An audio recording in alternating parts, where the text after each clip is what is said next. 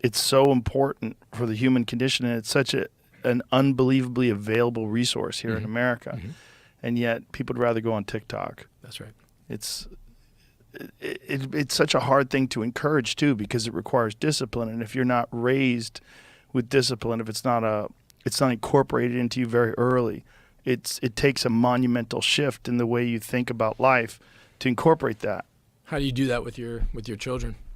Well, fortunately, my kids have been around me when I've been, during the time that they're alive. I've been at my most disciplined and most best. Thank God they weren't around me when I was 21. Right. And they're seeing the example of someone who works hard and works all the time and has a lot of discipline and also wants to talk to them about things. And I want to talk to them about the value of difficult things and about failure and about like sports. They're involved in sports, which I think are very important to kids. You certainly can develop assholes through sports, but I think there's something about winning and losing and effort and reward for that effort that's a vital part of being a human being. And through that, through sports and through any difficult thing, you develop your human potential. I think you only find it through struggle. You only find it through a difficult thing to acquire or a difficult thing to accomplish, and then doing that and recognizing that your boundaries are actually movable. And that the boundaries that hold you back now are not permanent. That's right. They speak to your state at the moment, but that state, you can advance that state, and you can do things to make your perspective more nuanced and enhance it, and hopefully they can learn from that. But there's also the problem that they're growing up in a loving household. They're growing up, the examples they have is of people that are very kind and nice, and I think you do need to be exposed to a certain amount of assholes to understand the full scope of human beings. No question. And I feel so much of, my job as a father is creating this kind of adversity in my kid's life. I have to, and I need my children to learn the lessons that I've learned. I just really can't have them learn it the way that I learned it, because that it could have gone either way. Yeah. And most of the time, it doesn't go the way you went. That's right. Yeah, it's like if you get 100 kids and you thrust them into horrible environments, very few of them come out to be this person who has forged themselves through the fire of adversity. Most people succumb.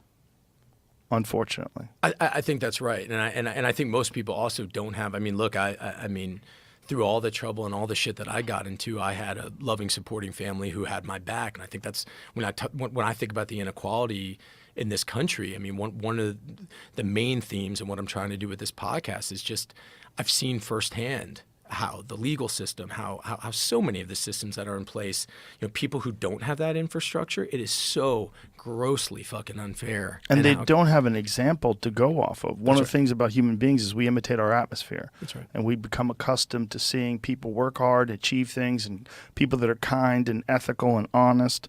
And we look at that as like, that's a value that I want to aspire to achieve. And if you don't have that around you, and all you have around you is crime and drug-ridden streets and gang violence, and you don't know any other way to think or behave. You don't have an example of it, and there's very little effort done to change those neighborhoods. I mean, if you look at the amount of effort and the amount of resources that we pump into other countries, we pump into the military, we pump into all these various things, we always seem to have money for it.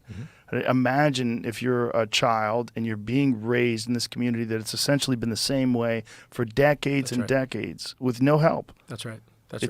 You feel like an outsider, and you feel like the system is rigged. Absolutely. In many ways, it is. It is. I couldn't agree with that. Yeah, more. I couldn't agree with that more. And I think in terms of our children, it's how do you get to them to see that, understand that, experience it a little bit, but also understand those inequities and try to inspire them to do something about it. And I think for me it's just, again, people talk about like masculinity and this term that gets thrown around all the time, like this toxic masculinity and whatever the fuck that means.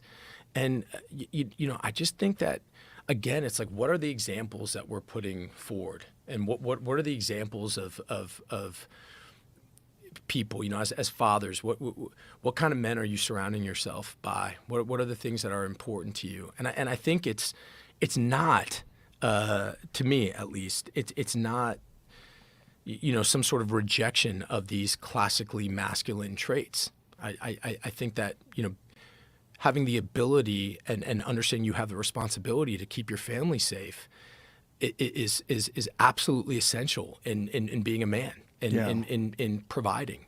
I think having a healthy relationship with violence, having an understanding of it. I think teaching your kids to have a relationship with violence where they're not being ruled by fear or shame, but they can have some sort of understanding, some sort of they can touch it, they understand it a little bit, they know what they're doing. I think it's essential.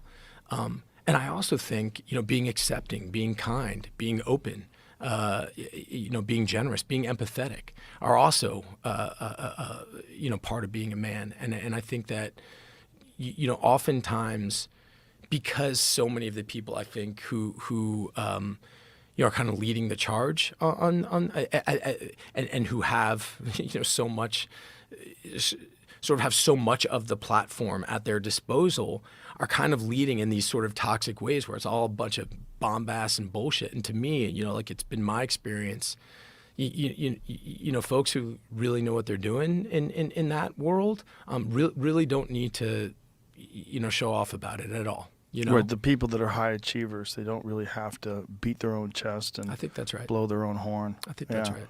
Yeah, what we think of as toxic masculinity is really a bunch of losers. So a lot of it is like the worst example. But you could get the same, there's no term toxic femininity, right? But there's toxic human beings, and some of them happen to be male, and some of them happen to be female. But it's not an indictment on male, Right. The male gender of the species. That's Right. Crazy. Right. And the idea that you don't need men, that somehow or another, like, the female is the future. It's like, what are you talking about? That's crazy. You need a balance. There's a yin and a yang in this life for a reason. That's right. All of it goes together. That's right. It's just everybody has to do better. That's right. Yeah. And I think that's something that I've really, on this thing that I'm trying to do. I'm really just trying to put up examples of that, men and women who again really walk that walk and are not leading with sort of just, and trying to give whatever platform I have to those kinds of people who are real examples of that.